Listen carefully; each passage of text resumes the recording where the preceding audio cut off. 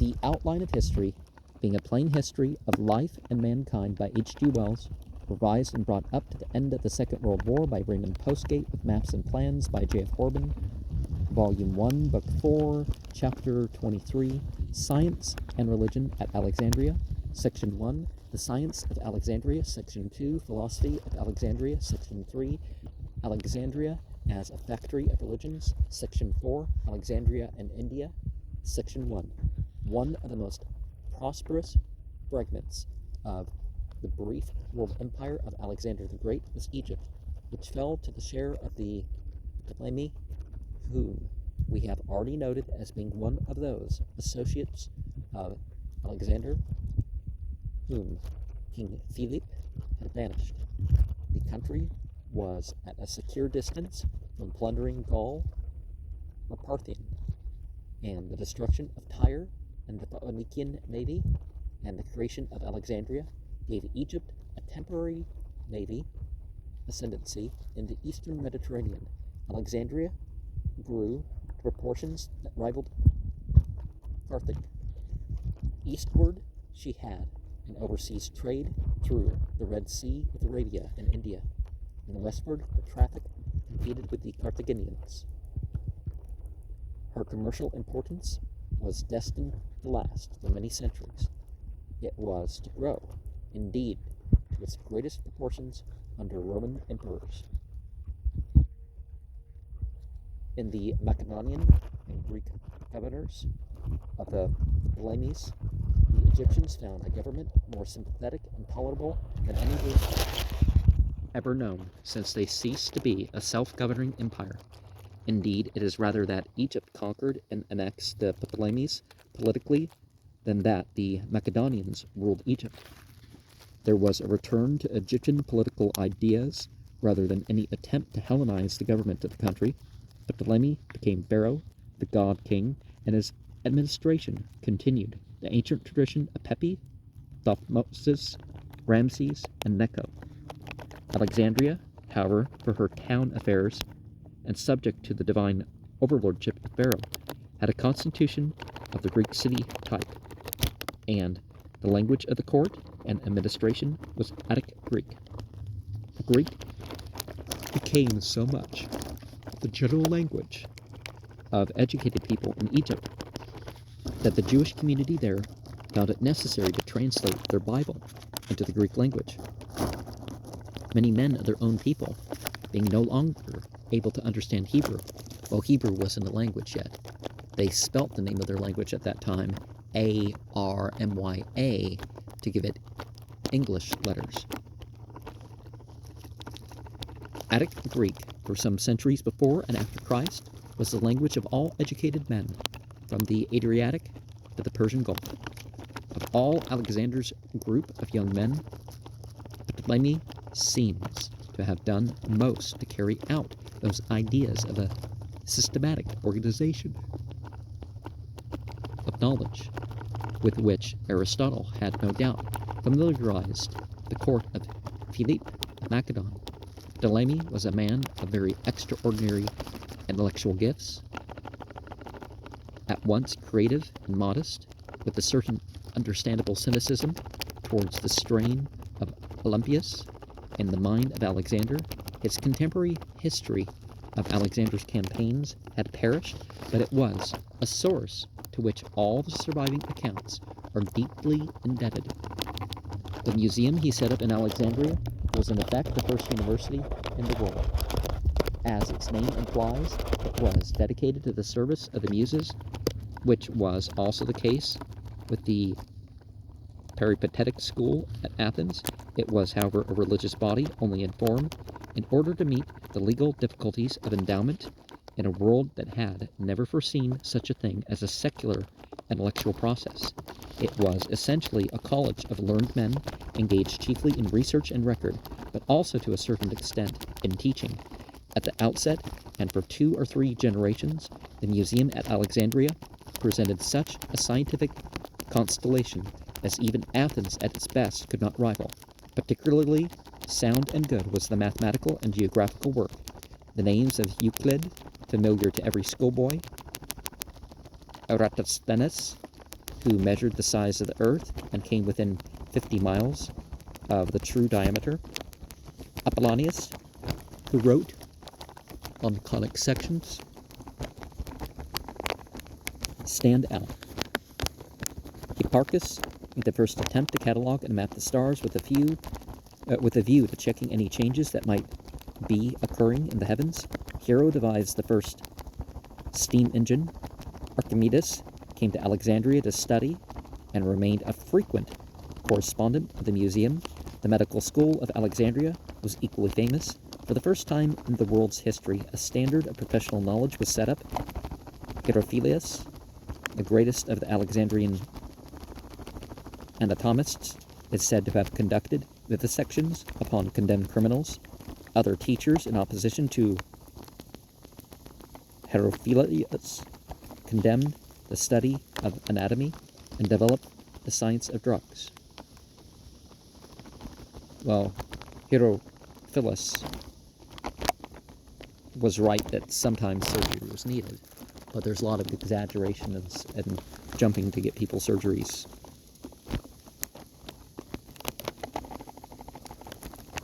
But this scientific blaze at Alexandria did not endure altogether. For more than a century, the organization of the museum was not planned to ensure its mental continuity.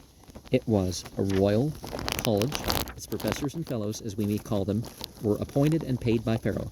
The Republican character, says Mahaffy, of the private corporations called the schools or academies at Athens, was far more stable and independent. Royal patronage was all very well so long as Pharaoh was Ptolemy I or Ptolemy II, but the strain degenerated, and the long tradition of Egyptian priestcraft presently swallowed up the Ptolemies and destroyed the Aristotelian mentality of the museum altogether. The museum had not existed for 100 years before its scientific energy was extinct. Side by side with the museum, Ptolemy I created a more enduring monument to himself in the Great Library. This was a combination of state library and state publishing upon a scale hitherto unheard of. It was to be altogether encyclopedic.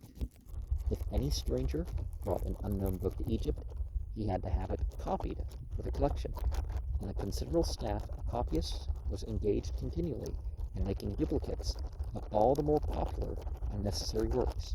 The library, like a university press, had an outward trade. It was a book-selling affair. Under Callimachus, the head of the library, during the time of Ptolemy II and III, the arrangement and cataloging of the accumulations were systematically undertaken. In those days, it must be remembered, books were not in pages, but rolled like the music rolls of a modern piano player, and in order to refer to any particular passage, the reader had to roll back or roll forward very tediously, a process which wore out books and readers together. One thinks at once of a simple and obvious little machine by which such a roll could have been quickly wound to and fro for reference, but nothing of the sort seems to have been used. Every time a roll was read, it was handled by two perspiring hands. It was to minimize the waste of time and trouble that Callimachus broke up long works, such as the history of Herodotus, into books or volumes, as we should call them, each upon a separate roll. The library of Alexandria drew a far vaster crowd of students than did the teachers of the museum. The lodging and catering for these visitors from all parts of the world became a considerable business interest for the Alexandrian population. It is curious to note how slowly the mechanism of the intellectual life improves. To contrast the ordinary library faculties of a middle-class English home, such as the present writer is now working in, with the inconveniencies and deficiencies of the equipment of an Alexandrian writer, one realizes the enormous waste of time, physical exertion, and attention that went on through all the centuries during which that library flourished. Before the present writer lie half a dozen books, and there are good indices to 3 of them. He can pick up any one of these 6 books, refer quickly to a statement, verify a quotation, and go on writing. Contrast with that the tedious unfolding of a rolled manuscript. Close at hand are two encyclopedias, a dictionary, an atlas of the world, a biographical dictionary, and other books of reference. They have no marginal indices. It is true, but that, perhaps, is asking too much. At present, there were no such resources in the world in 300 BCE. Alexandria had still to produce the first grammar, the first dictionary. The present book is being written in manuscript. It is then taken by a typist and typewritten very accurately. It can then, with the utmost convenience, be read over, corrected amply, rearranged freely, retyped, recorrected. The Alexandrian author had to dictate or recopy every word he wrote. Before he could turn back to what he had written previously, he had to dry his last words by waving them in the air or pouring sand over them. He had not even blotting paper. And so we have a map of the world according to Eratosthenes, 200 BCE, and a lot of cultures actually knew about more than that, but a lot didn't also. And we have the known world about 250 BCE. So vaguely known, absolutely unknown.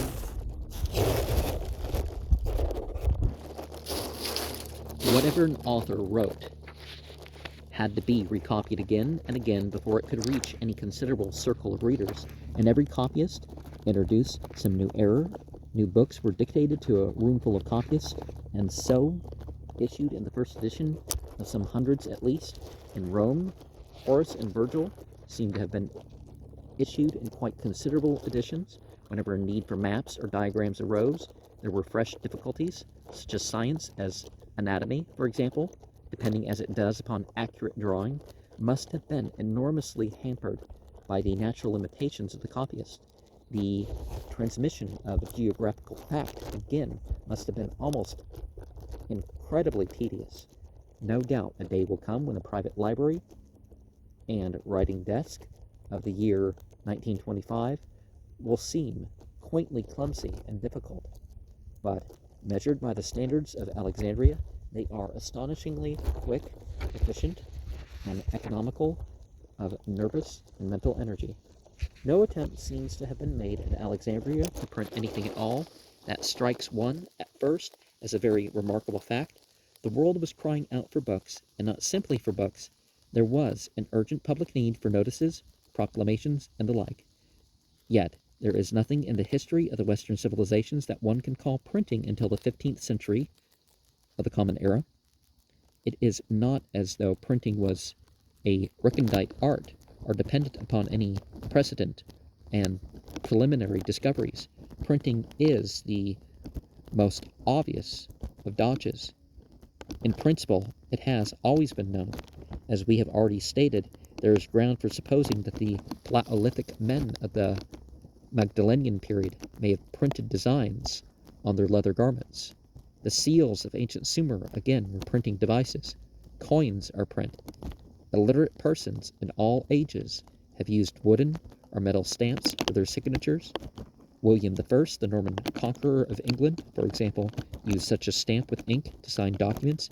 In China, the classics were being printed by the 2nd century of the Common Era, yet either because of a complex of small difficulties about ink or papyrus, or the form of books, or because some protective resistance on the part of the owners of the slave copyists, or because the script was too swift and easy to set men thinking how to write it still more easily, as the Chinese character or the Gothic letters did, or because of a gap in the social system between men of thought and knowledge and men of technical skill. Printing was not used, not even used for the exact reproduction of illustrations. The chief reason for this failure to develop printing systematically lies, no doubt, in the fact that there was no abundant supply of printable material of a uniform texture and convenient form. The supply of papyrus was strictly limited. Strip had to be fastened to strip, and there was no standard size of sheet. Paper had yet to come from China to release the mind of Europe. Had there been presses, they would have had to stand idle while the papyrus scrolls were slowly made, but this explanation does not account for the failure to use block printing in the case of illustrations and diagrams. These limitations enable us to understand why it was that Alexandria could at once achieve the most extraordinary intellectual triumphs. For such a feat as that of Eratosthenes, for instance, having regard to his poverty of apparatus, it is sufficient to put him on a level with Newton or Pasteur, and yet have little or no effect upon the course of politics or the lives and thoughts of people round about her. Her museum and library were a center of light, but it was light in a dark lantern hidden from the general world. There were no means of carrying its results even to sympathetic men abroad, except by tedious letter writing. There was no possibility of communicating what was known there to the general body of men. Students had to come at great cost to themselves to this crowded center because there was no other way of gathering even scraps of knowledge. At Athens and Alexandria, there were bookstalls where manuscript notebooks of variable quality could be bought at reasonable prices, but any extension of education to larger classes and other centers would have produced at once a restrictive shortage of papyrus. Education did not reach into the masses at all. To become more than superficially educated, one had to abandon the ordinary life of the times and come for long years to live a hovering existence in the neighborhood of ill-equipped and overworked sages. Learning was not, indeed, so complete a withdrawal from ordinary life as initiation into a priesthood, but it was still something in that nature. And very speedily, that feeling of freedom, that openness and directness of statement, which is the vital air of the true intellectual life, faded out of Alexandria. From the first, the patronage of even Ptolemy I set a limit to political discussion. Presently, the dissensions of the schools let in the superstitions and prejudices of the city mob to scholastic affairs. Wisdom passed away from Alexandria and left pedantry behind. For the use of books was substituted the worship of books. Very speedily, the learned became a specialized queer class with unpleasant characteristics of its own. The museum had not existed for half a dozen generations before Alexandria was familiar with a new type of human being, shy, eccentric, unpractical, incapable of essentials, strangely fierce upon trivialities of literary detail, as bitterly jealous of the colleague within as of the unlearned without, the scholarly man. He was as intolerant as a priest, though he had no altar, as obscurantist as a magician, though he had no cave. For him, no method of copying was sufficiently tedious, and no rare book sufficiently inaccessible. He was a sort of byproduct of the intellectual process of mankind.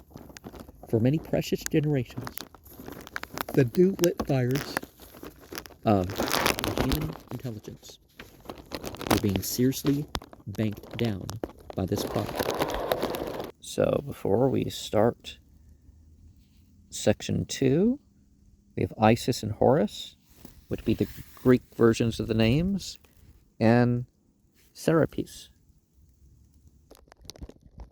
At first, the mental activities of Alexandria centered upon the museum and were mainly scientific. Philosophy, which in a more vigorous age had been a doctrine of power over self and the material world without abandoning these pretensions, became in reality a doctrine of secret consolation. The stimulant changed into an opiate. The philosopher let the world, as the vulgar say, rip, the world of which he was a part, and consoled himself by saying, in very beautiful and elaborate forms, that the world was illusion and that there was in him something quintessential and sublime outside and above the world. Athens, politically insignificant, but still a great and crowded mart, throughout the 4th century became almost imperceptibly, so far as outer seeming went, and treated with a strange respect that was half contempt by all the warring powers and adventurers of the world. was the fitting center of such philosophical teaching. It was quite a couple of centuries before the schools of Alexandria became as important in philosophical discussion. Section 3. If Alexandria was late to develop a distinctive philosophy, she was early prominent as a great factory and exchange of religious ideas. The museum and library represented only one of the three sides of the triple city of Alexandria. It represented the Aristotelian, the Hellenic, and Macedonian element. But Ptolemy I had brought together two other factors to this strange center. First, there was a great number of Jews, brought partly from Palestine, but largely also from those settlements in Egypt, which had never returned to Jerusalem. These later were the Jews of the diaspora or dispersion, a race of Jews who had not shared the Babylonian captivity, but who were nevertheless in possession of the Bible, and in close, Talmud, and in close correspondence with their co-religionists throughout the world.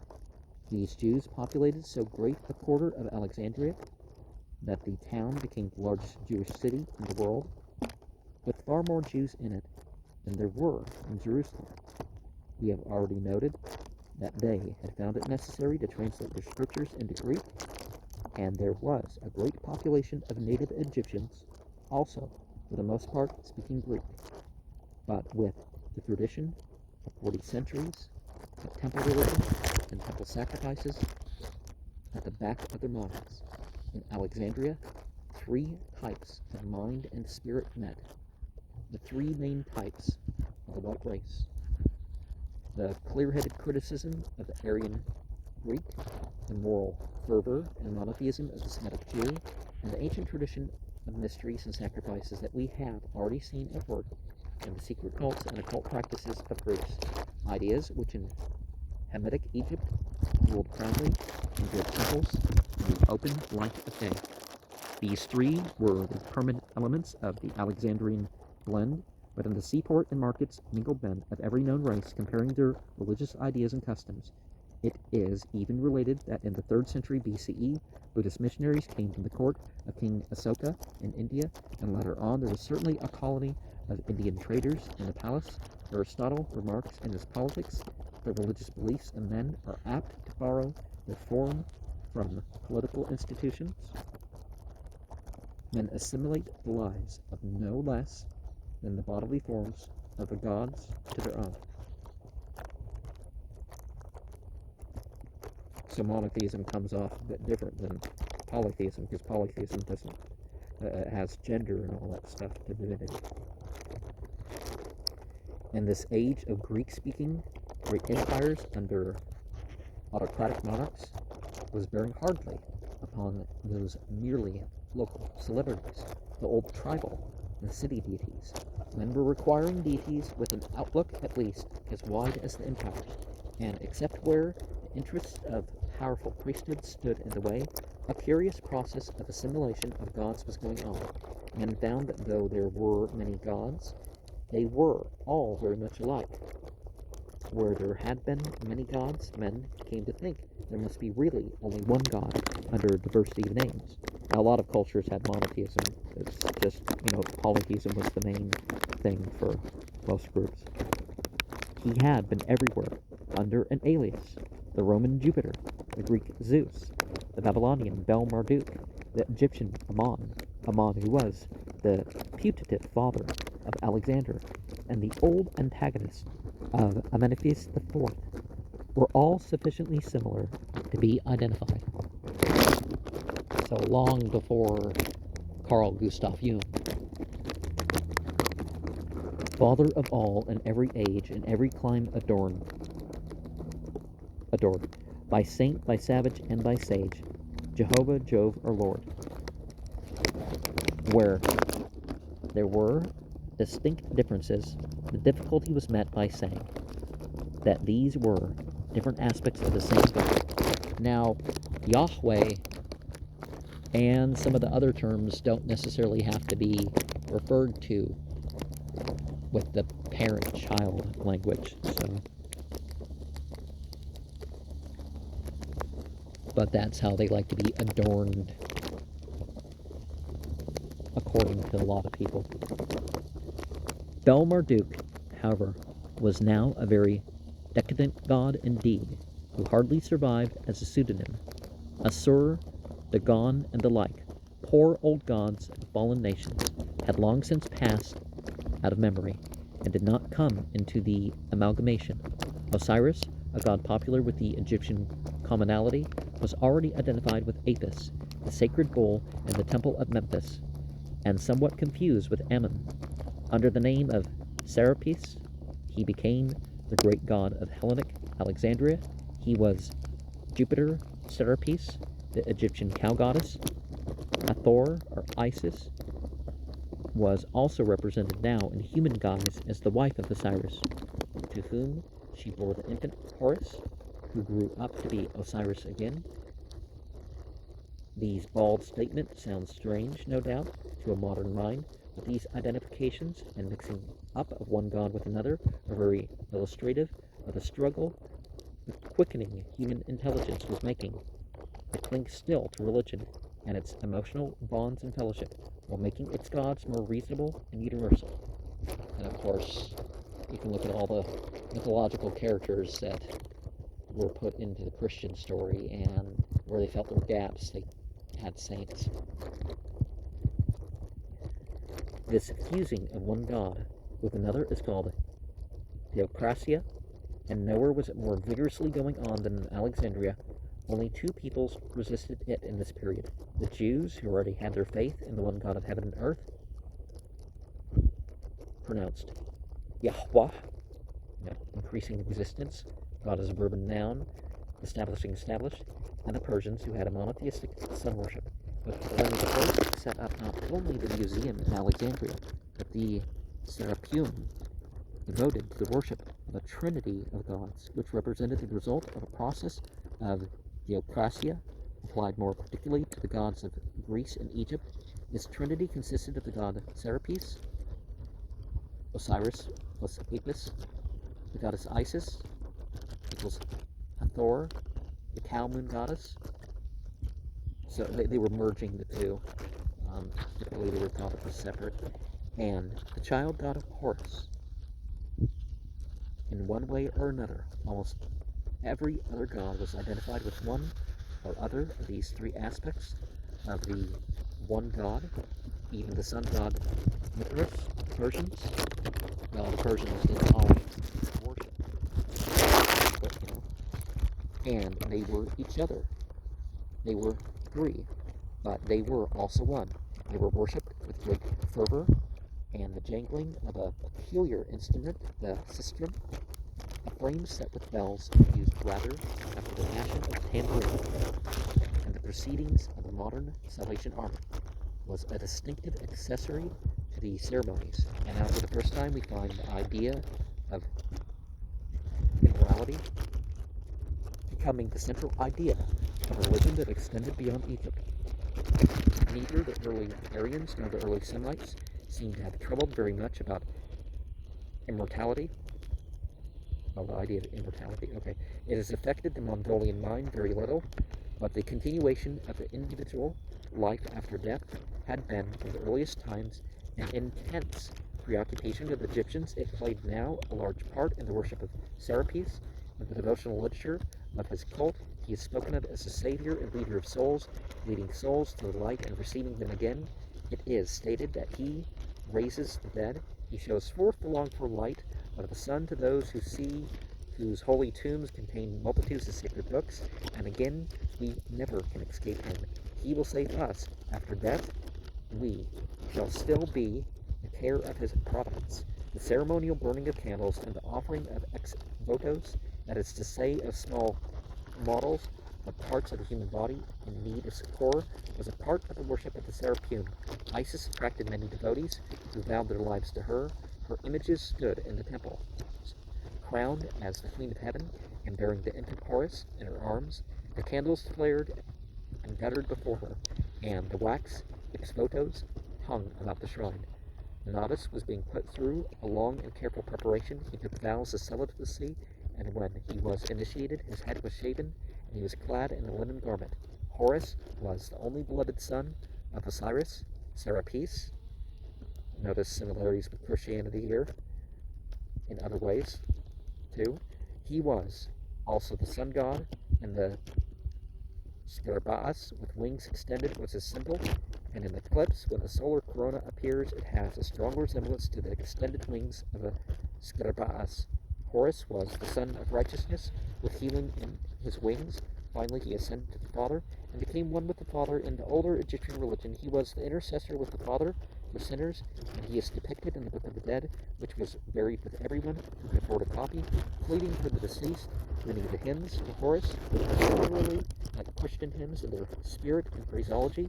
That beautiful hymn, Son of my soul, thou Savior dear, was once sung in Egypt chorus. And a lot of this stuff in the Bible is actually just reworks of other stuff. In this worship of Serapis, which spread very widely throughout the civilized world in the 3rd and 2nd centuries BCE, we see the most remarkable anticipations of usages and forms of expression that were destined to dominate the European world throughout the Christian era. The essential idea of the living spirit of Christianity was, as we shall presently show, a new thing in the history of the mind and will of man. But the garment of ritual and symbol and formula that Christianity has worn, and still in many countries wears to this day, were certainly woven in the cult and temples of Jupiter, Serapis, and Isis that spread now from Alexandria throughout the civilized world in the age of Theocracia in the 2nd and 1st centuries before Christ. Section 4. The commercial and intellectual importance of Alexandria continued for many centuries. Anticipating the account we shall presently give of the rise of the Roman power, we may tell here that under the empire, Alexandria became the greatest trade center in the world. Roman Alexandrian merchants had numerous settlements in South India, at Cranganore on the Malabar coast. There was a temple dedicated to Augustus, and the settlement was defended by 2 Roman cohorts. Embassies were sent from the emperor to various South Indian potentates, or Clement, Chrysostom, and other early Christian writers speak about the Indians, Alexandria, and their cults.